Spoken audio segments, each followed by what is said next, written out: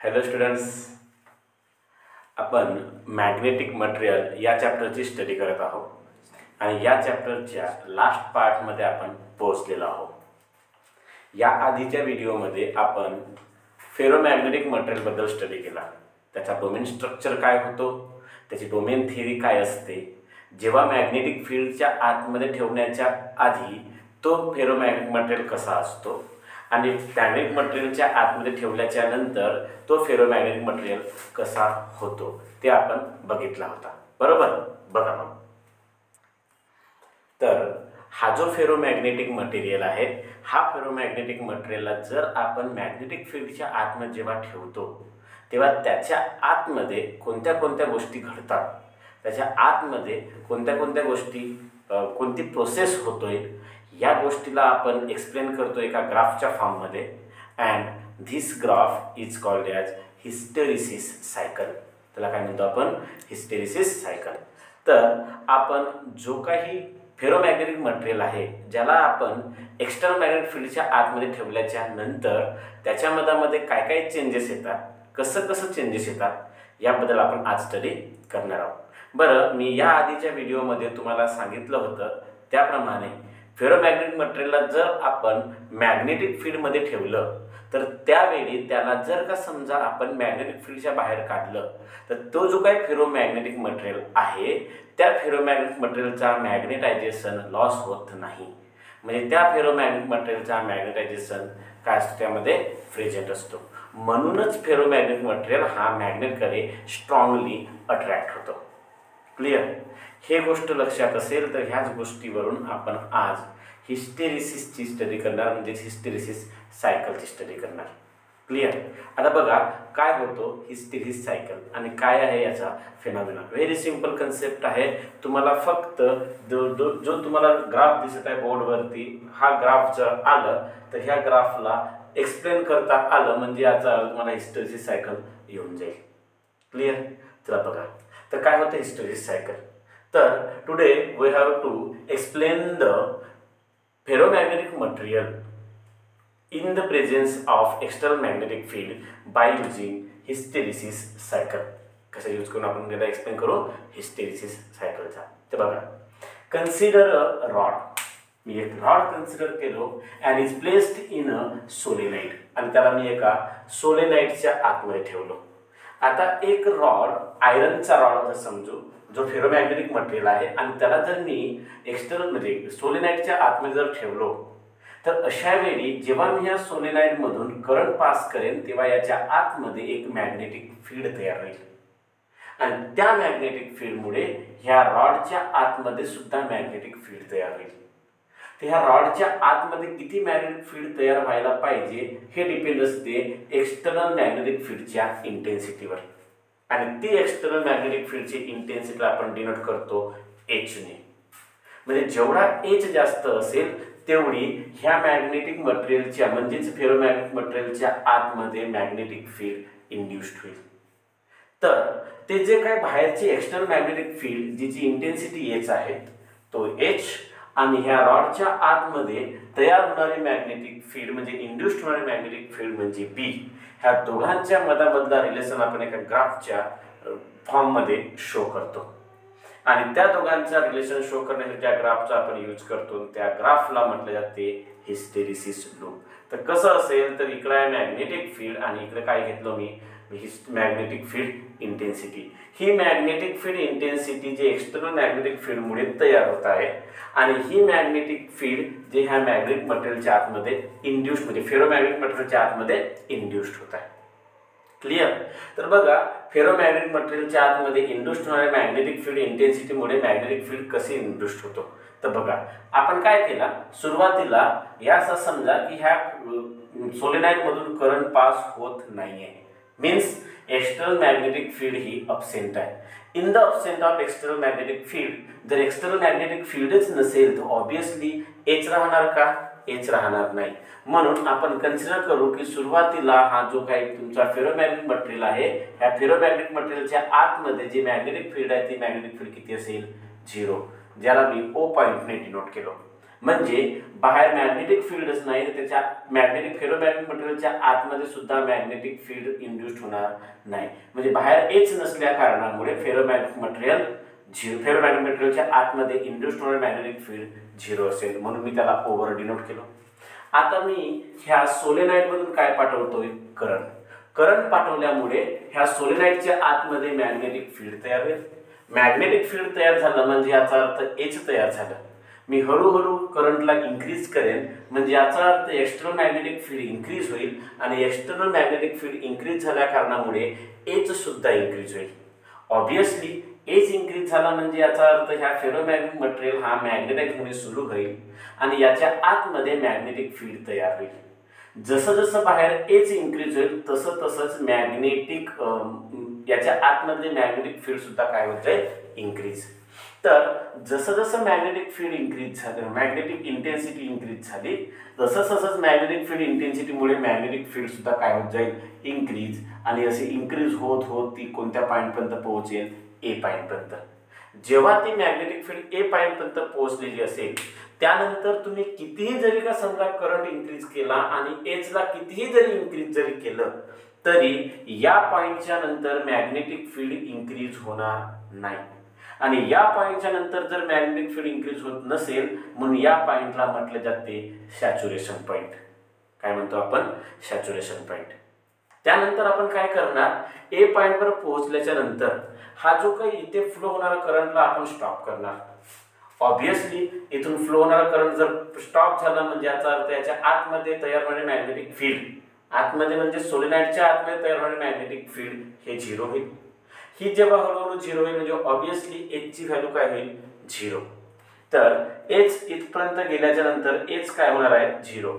H 0 जर झाला पण एच जेव्हा 0 होईल तेव्हा जर आपण बघितला तो जो आतमध्ये फेरोमॅग्नेटिक मटेरियल आहे त्या फेरोमॅग्नेटिक मटेरियलची मॅग्नेटिक फील्ड हे कमी होत नाही, थोडी स्लाइटली कमी होईल. बट बाकीची पूर्णच्या पूर्ण मॅग्नेटिक फील्ड स्लो म्हणजे पूर्णपणे 0 होणार नाही. म्हणजे ज्या वेने ज्या पाथने तो ट्रेस केला होता सेम पाथ रिपीट होणार नाही आणि त्याची थोडी मॅग्नेटिक फील्ड कमी होईल आणि तो या पॉईंटपर्यंत पोहोचेल. जास्त मॅग्नेटिक फील्ड कमी होत नाही फेरोमॅग्नेटिक मटेरियलची. बरं असं का बरं होते, तर काल आपण डोमेन थिअरीमध्ये बघितलं होतं की जो काही फेरोमॅग्नेटिक मटेरियलचं डोमेन आहे त्याच्या आतमधलं डायपोल मोमेंट सर्वच्या सर्व जेव्हा एक्सटर्नल मॅग्नेटिक फील्ड प्रोड्यूस होते तेव्हा सर्वच्या सर्व त्या एक्सटर्नल मॅग्नेटिक फील्डच्या डायरेक्शनने काय होतात, मूव्ह होतात, अलाइन होतात. आणि जेव्हा त्याला आपण मॅग्नेटिक फील्डच्या बाहेर काढतो तेव्हा ते आपल्या ओरिजिनल म्हणजेच जे ऑलरेडी असणाऱ्या रॅन्डम डायरेक्शनने होते त्या डायरेक्शनवर ते रिटेन होत नाही, येत नाही. म्हणून त्या मॅग्नेटिक मटेरियलची म्हणजेच फेरोमॅग्नेटिक मटेरियलची जी मॅग्नेटिक फील्ड आहे ती मॅग्नेटिक फील्ड काय होईल, रिटेन होत नाही. तर magnetic field as it is राहते, फक्त मॅग्नेटिक फील्ड इंटेन्सिटी काय झाली, कमी, 0 केला. आता करंट फ्लो 0 केल्यामुळे मॅग्नेटिक फील्ड इंटेन्सिटी 0 झाली. जेव्हा मॅग्नेटिक फील्ड इंटेन्सिटी 0 होते त्यावेळी जे मॅग्नेटिक फील्ड इंड्यूस झालेली आहे फेरोमॅग्नेटिक मटेरियलमध्ये ती मॅग्नेटिक फील्ड सुद्धा काय होते, रिड्यूस होते, डिक्रीज होते. डिक्रीज होत नाही, डिक्रीज होत नाही तर स्लाइटली डिक्रीज होते पण ॲज इट इज जेवढी जे बनलेली असेल तेवढीच राहतो, खूप कमी डिक्रीज होतो. म्हणून तो जो कर्व आहे तो कर्व कुठपर्यंत पोहोचला, बी पर्यंत. ज्यावेळी एच ची व्हॅल्यू 0 होती बट मॅग्नेटिक फील्ड 0 झालेली नाही त्या पॉइंटला म्हटलं जाते रिटेंटिव्हिटी. त्या पॉइंटला काय म्हणतो आपण, रिटेंटिव्हिटी. त्यानंतर मला सांगा की मॅग्नेटिक फील्ड इंटेन्सिटी जरी 0 असेल पण मॅग्नेटिक फील्ड प्रेझेंट आहे, हा जो डिफरन्स आहे हा डिफरन्स कोणता आहे तर ओबी डिफरन्स. लक्षात ठेवा, ह्या डिफरन्सचा समोर जाऊन काम येईल. तर आपण ए पासून बी पर्यंत जेव्हा पोहोचला जेव्हा मॅग्नेटिक फील्ड स्लाइटली डिक्रीज झाली होती पण खूप सारी डिक्रीज होत नाही पण एच ची व्हॅल्यू काय बनलेली होती, 0. आता मी काय केलं होतं, मी या डायरेक्शनने करंट फ्लो केला होता. आता ह्या करंटची डायरेक्शन काय करतो, चेंज.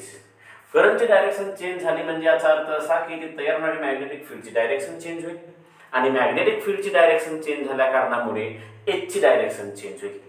बरं ऑब्विसली एच ची डायरेक्शन चेंज झाल्या कारणामुळे जो फेरोमॅग्नेटिक मटेरियलचा डोमेन समजा या डायरेक्शनने जर अलाइन झाला असेल, आता एच ची डायरेक्शन चेंज झाली म्हणजे ते एक्सटर्नल मॅग्नेटिक फील्डची डायरेक्शन चेंज झाल्या कारणामुळे हे जे काही डोमेन मध्ये बनलेलं जे काही डायपोल मोमेंट एका डायरेक्शनला गेलं होतं ते आता त्या मॅग्नेटिक फील्डच्या डायरेक्शनने येणे सुरू करतील.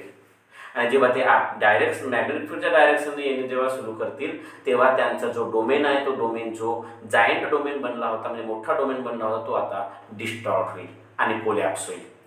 कोलॅप्स झाल्या कारणामुळे तो जो काही फेरोमॅग्नेटिक मटेरियल आहे त्या फेरोमॅग्नेटिक मटेरियलच्या आतमध्ये जी काही मॅग्नेटिक फील्ड इंड्यूस झाली होती ती मॅग्नेटिक फील्ड आता हळूहळू काय होईल, डिक्रीज होईल.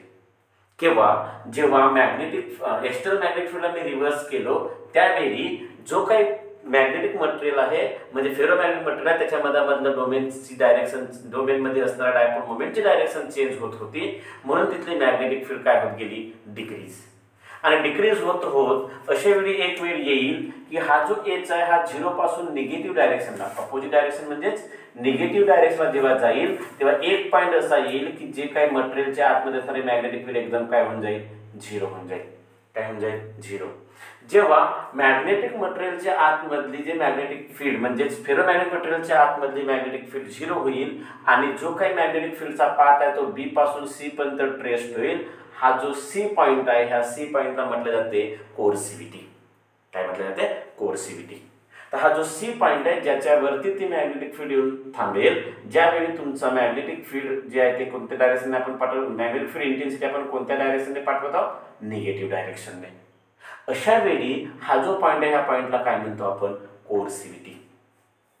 आणखी आपण रिव्हर्स डायरेक्शनने करंट आपण इन्क्रीज करू. ऑब्विसली निगेटिव्ह डायरेक्शनने रिव्हर्स जर करंट इन्क्रीज केला म्हणजे याचा अर्थ रिव्हर्स मॅग्नेटिक फील्ड इन्क्रीज होईल आणि रिव्हर्स मॅग्नेटिक फील्ड इन्क्रीज झाल्या कारणामुळे एच ची व्हॅल्यू सुद्धा अगेन काय होत जाईल, रिव्हर्स. जशी जशी एच ची व्हॅल्यू रिव्हर्स मध्ये जाईल तसं तसं ते जे काही डायपोल मोमेंट जे आता या डायरेक्शनला वगैरे रॅन्डम डायरेक्शनने अलाइन झालेले असतील ते आता ते जे काही मॅग्नेटिक फील्डची डायरेक्शन आहे जे रिव्हर्स डायरेक्शन जात आहे त्या डायरेक्शनला ते सर्व काय होतील, अलाइन होतील. आणि अलाइन झाल्या कारणामुळे त्या फेरोमॅग्नेटिक मटेरियलच्या आतमध्ये मॅग्नेटिक फील्ड इंड्यूस्ड होईल बट तिची डायरेक्शन आता अगोदरच्या डायरेक्शनपेक्षा अपोजिट असेल.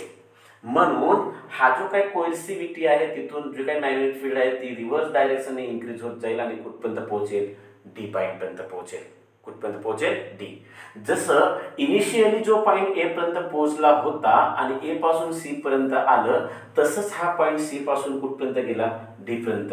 आता तुम्ही कितीही रिव्हर्स डायरेक्शनने एच ला इन्क्रीज करा पण डीच्या नंतर ही मॅग्नेटिक फील्ड इन्क्रीज होणार नाही.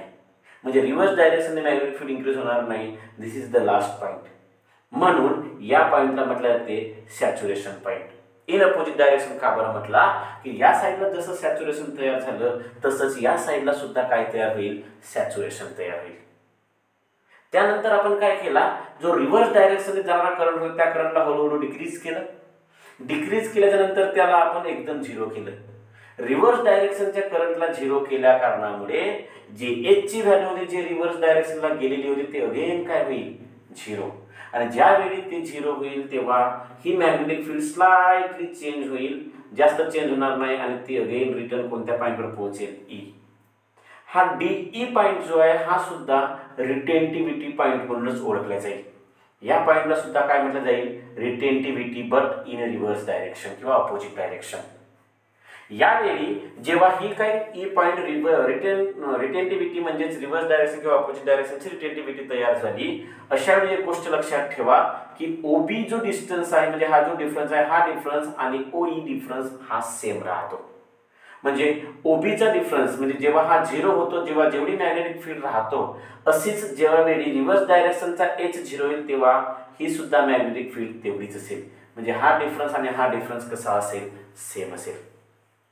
अगेन आपण त्याला काय करणार, एचच्या व्हॅल्यूला पॉझिटिव्ह डायरेक्शनने इन्क्रीज केला तर मॅग्नेटिक फील्ड जे आहे ते मॅग्नेटिक फील्ड हळूहळू काय होईल, डिक्रीज. कारण का डोमेन जे आहे ते डोमेन मधलं जे मॅग्नेटिक डायपोल मोमेंट आहे ते या डायरेक्शनला होते. आता रिव्हर्स डायरेक्शनने जर आपण मॅग्नेटिक फील्ड इन्क्रीज केला ते अगेन त्यांचं डिस्टॉर्शन होईल, कोलॅप्स होतील आणि ते आपला आणखी रॅन्डम डायरेक्शनने येतील. जेव्हा ते रॅन्डम डायरेक्शन येतात तेव्हा मॅग्नेटिक फील्ड एकदम काय बनेल, 0 बनेल. This point is called as coercivity in opposite direction. आणि नंतर आपण आणखी जर का समजा एचची व्हॅल्यू इन्क्रीज केला तो आणखी कुठे जाऊन पोहोचेल, ए वरती जाऊन पोहोचेल आणि या टाईपचा एक काय तयार होईल, लूप तयार होईल. This loop is called as hysteresis loop. ह्या लूपला काय म्हटलं जाते, हिस्टेरिसिस लूप. आणि हा जो काही लूप तयार झालं, ह्या लूप मध्ये ओ पासून ए पर्यंत, ए पासून B C D E F आणि अगेन ए पर्यंत जाण्यासाठी जी काही पाथ तयार झाला, this path is called as hysteresis cycle. या पाथला आपण काय म्हणतो रे? Hysteresis cycle. क्लिअर? तर अशा टाईपने फेरोमॅग्नेटिक मटेरियलचा मॅग्नेटायझेशन होतो आणि फेरोमॅग्नेटिक मटेरियलचा मॅग्नेटायझेशन झाल्याच्या नंतर हा या टाईपने काय करतो? वर्क करतो. आणि याच फेनॉमेनाला आपण काय म्हणतो? म्हणजे ही जी काही प्रोसेस आहे, this process is called as hysteresis cycle. And this loop we have to represent the relation between induced magnetic field in the ferromagnetic material and magnetic field intensity. This loop is called as hysteresis loop. I hope you have to understand all the things. जेवढ्या काही गोष्टी सांगितल्या त्या सर्व गोष्टी तुम्हाला समजल्या असतील. क्लिअर? तर अशा टाईपचा कन्सेप्ट आहे तुमच्या कशाचा? हिस्टेरिसिस लूप किंवा हिस्टेरिसिस सायकलचा. याला म्हटलं जाते हिस्टेरिसिस लूप किंवा hysteresis cycle. As it clear? अरे समजलं? ओके. यानंतर छोटं दोन टॉपिक आहेत. एक टॉपिक आहे त्याला म्हणू इलेक्ट्रोमॅग्नेट. एकदम छोटासा टॉपिक आहे इलेक्ट्रोमॅग्नेट. दोन मार्कला तुम्हाला याच्यावरती एक नोट विचारू शकते की what is mean by electromagnet. आणि सेकंड एक टॉपिक आहे परमानंट मॅग्नेट. काय आहे? Permanent magnet. काय होते रे इलेक्ट्रोमॅग्नेट परमानंट मॅग्नेट? जेव्हा लक्षात ठेवा इलेक्ट्रोमॅग्नेट आणि परमानंट मॅग्नेट कसा बनते. इलेक्ट्रोमॅग्नेट आणि परमानंट मॅग्नेट जेव्हा बनतो त्यावेळी इलेक्ट्रोमॅग्नेट जेव्हा बनेल तर फेरोमॅग्नेटिक मटेरियल पासूनच इलेक्ट्रोमॅग्नेट बनतो. ज्यावेळी इलेक्ट्रोमॅग्नेट बनतो तर इलेक्ट्रोमॅग्नेट बनते वेळी एक गोष्ट लक्षात ठेवा की इलेक्ट्रोमॅग्नेटिक मटेरियल हा फेरोमॅग्नेटिक मटेरियल पासूनच बनतो. मग इलेक्ट्रोमॅग्नेट बनतो कसा? तर इलेक्ट्रोमॅग्नेट जेव्हा बनवल्या जाते तेव्हा त्या इलेक्ट्रोमॅग्नेटला म्हणजेच फेरोमॅग्नेटिक मटेरियलला एका सोलेनॉइडमध्ये ठेवल्या जाते. आणि जेव्हा त्या सोलेनॉइडमधून करंट पाठवला जातो, सोलेनॉइडमधून करंट गेल्यानंतर तो जो काही फेरोमॅग्नेटिक मटेरियल आहे तो मॅग्नेटाइज होतो आणि त्याच्या आतमधली मॅग्नेटिक फील्ड इन्क्रीज होते. आतमधली मॅग्नेटिक फील्ड इन्क्रीज झाल्याच्या नंतर जेव्हा आपण करंटचा फ्लो बंद करणार म्हणजे याचा अर्थ असा की मॅग्नेटिक फील्ड हे हळूहळू काय होईल? रिड्यूस होईल. म्हणजे एक्सटर्नल मॅग्नेटिक फील्ड रिड्यूस होईल म्हणजे एच ची व्हॅल्यू काय होईल? रिड्यूस होईल. आता आपल्याला माहित आहे की फेरोमॅग्नेटिक मटेरियलचा एच जरी का रिड्यूस जरी झाला असेल किंवा झिरो केला असेल तरी पण आपण त्या आतमध्ये असणारी मॅग्नेटिक फील्ड मॅग्नेटाइज झालेला जो काही फेरोमॅग्नेटिक मटेरियल आहे त्याच्या आतमधली मॅग्नेटिक फील्ड झिरो होत नाही. बट असं फेरोमॅग्नेटिक मटेरियल ज्याच्या आतमध्ये म्हणजे एक्सटर्नल मॅग्नेटिक फील्डच्या बाहेर निघाल्यानंतर किंवा एक्सटर्नल मॅग्नेटिक फील्ड झिरो झाल्याच्या नंतर त्याच्या आतमधला जो काही मॅग्नेटायझेशन झालेला जो काही फेरोमॅग्नेटिक मटेरियल आहे त्याच्या आतमध्ये इंड्यूस झालेली जे काही मॅग्नेटिक फील्ड आहे ती मॅग्नेटिक फील्ड काय होतो? रिड्यूस होतो. आणि खूप कमी मॅग्नेटिक फील्ड काय राहतो? प्रेझेंट राहतो. तो जो काही मटेरियल फेरोमॅग्नेटिक मटेरियल ज्याच्या आतमध्ये खूप कमी मॅग्नेटिक फील्ड प्रेझेंट असतो त्या जेव्हा एक्सटर्नल मॅग्नेटिक फील्डमध्ये ठेवल्यानंतर तो मॅग्नेटाइज होतो आणि त्याला जेव्हा आपण एक्सटर्नल मॅग्नेटिक फील्डच्या बाहेर काढल्याच्या नंतर त्याच्यामधली मॅग्नेटिक फील्ड हे लॉस होऊन थोडीशी स्मॉल मॅग्नेटिक फील्ड प्रेझेंट राहतो. अशा मॅग्नेटिक मटेरियलला म्हटले जाते इलेक्ट्रोमॅग्नेट. याला काय म्हणतो आपण? इलेक्ट्रोमॅग्नेट. बरं, हा जो इलेक्ट्रोमॅग्नेट आहे हा इलेक्ट्रोमॅग्नेट कुठे यूज होतो? तर आपल्या घरी असणारी डोरबेल आहे त्या डोरबेलच्या ठिकाणी यूज होतो. क्रेन ज्याने खूप मोठा सामान किंवा खूप मोठा ह्यूज अमाऊंट ऑफ बॉडीज किंवा ह्यूज अमाऊंट ऑफ आपण काय म्हणू की ह्यूज अमाऊंट ऑफ मटेरियल्सला जर आपल्याला होल्ड करायचं असेल उचलायचं असेल तर अशा ठिकाणी कोणाचा यूज होतो? ह्या इलेक्ट्रोमॅग्नेटचा यूज होतो. क्लिअर? तर आपल्या घरी असणारी बेल, लाऊडस्पीकर्स, आपल्या मोबाईलचा साऊंड किंवा इलेक्ट्रोमॅग्नेट म्हणजे काय म्हणू आपण त्याला क्रेन्स, या ठिकाणी कोणाचा यूज होतो? इलेक्ट्रोमॅग्नेटचा यूज होतो. बरं, परमानंट मॅग्नेट म्हणजे काय असेल? परमानंट मॅग्नेट सुद्धा फेरोमॅग्नेट सारखाच बनते आणि त्याची प्रोसेस सुद्धा इलेक्ट्रोमॅग्नेटला बनवतात तशीच आहे.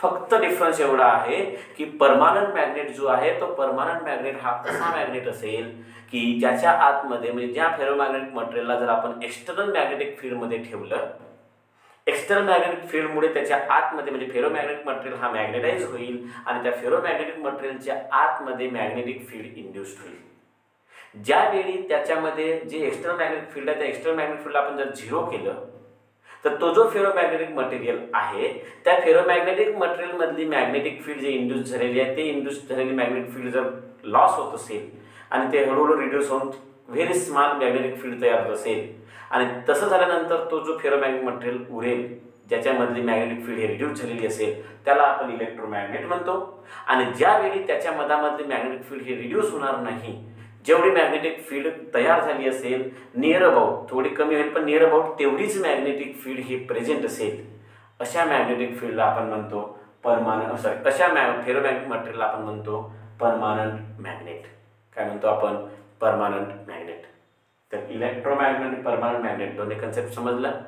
ज्या फेरोमॅग्नेटिक मटेरियलला एक्सटर्नल मॅग्नेटिक फील्डच्या बाहेर काढल्याच्या नंतर जो फेरोमॅग्नेटिक मटेरियल जो आहे जो फेरोमॅग्नेटिक मटेरियल जर असेल त्याच्या मधामधली मॅग्नेटिक फील्ड जे तयार झालेली आहे ते रिड्यूस होतो आणि स्मॉल मॅग्नेटिक फील्ड तयार होतो राहतो अशा फेरोमॅग्नेटिक मटेरियलला आपण इलेक्ट्रोमॅग्नेट म्हणतो। आणि ज्या फेरोमॅग्नेटिक मटेरियलला आपण एक्सटर्नल मॅग्नेटिक फील्डच्या बाहेर काढल्यानंतर त्याची मॅग्नेटिक फील्ड हे रिड्यूस होत नाही, जशी असेल तशीच राहतो, त्याला म्हटले जाते परमानंट मॅग्नेट। त्या फेरोमॅग्नेटिक मटेरियलला आपण काय म्हणतो? Permanent magnet. समजलं? क्लिअर? तर आय होप सर्व टॉपिक तुम्हाला क्लिअर झालेले असतील। तर या व्हिडिओमध्ये आपण ह्या चॅप्टरचा जो थेरॉटिकल पोर्शन आहे तो थेरॉटिकल पोर्शन एंड केलेला आहे। क्लिअर? तर या ठिकाणी हा तुमच्या चॅप्टरचा थेरॉटिकल पोर्शन एंड होईल। न्यूमेरिकलचा थोडासा पोर्शन बाकी आहे जो नेक्स्ट व्हिडिओमध्ये मी तुम्हाला पाठवणारच आहे। क्लिअर? तर ह्या चॅप्टरचा थेरॉटिकल पोर्शन इथे एंड झाला। ओके, ठीक आहे। तिथपर्यंत सर्व गोष्टी एकदा रीड करा, चांगल्याने रीड करा आणि एकदा नसेल समजलं तर वारंवार व्हिडिओ बघा आणि ह्या गोष्टीला क्लिअर करा, म्हणजे चॅप्टरला पेंडिंग नका ठेवू।